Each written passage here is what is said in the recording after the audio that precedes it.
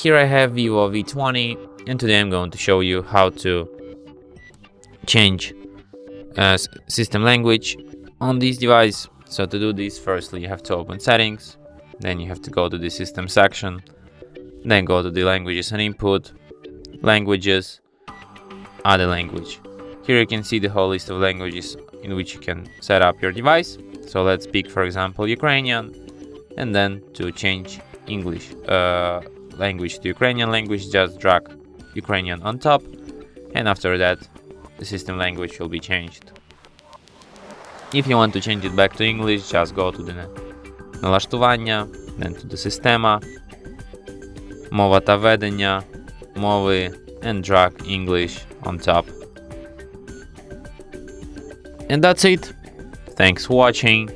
If you find this tutorial useful, don't forget to hit that like button and subscribe to our channel.